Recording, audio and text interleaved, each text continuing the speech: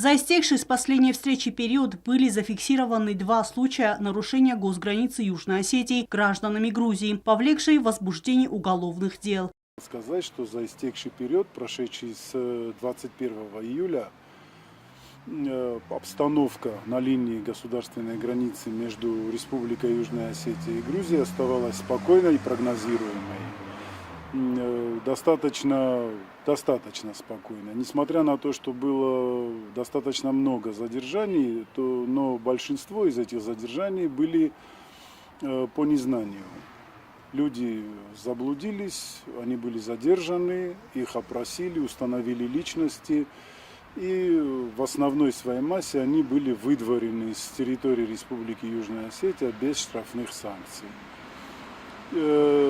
Было 2 нарушения, которые повлекли за собой возбуждение уголовного дела. Эти нарушения, эти лица до сих пор остаются под следствием, и следственные органы будут выяснять их дальнейшую судьбу.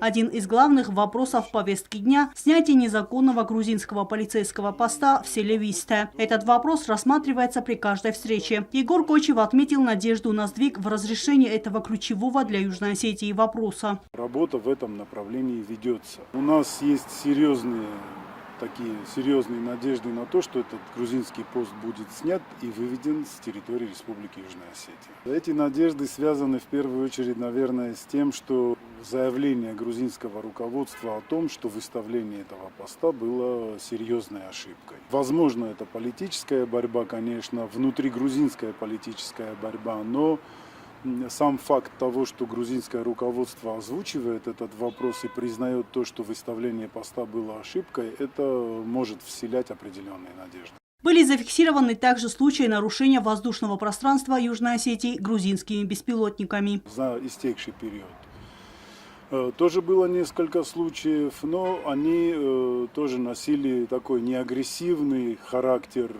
Беспилотники наблюдаются. Активируется горячая линия, по этому вопросу ведется работа. Следующая встреча в формате МПРИ состоится 18 ноября. Эльвира Тибилова, Айда Кочев, Оксана Таттаева. Информационный выпуск сегодня.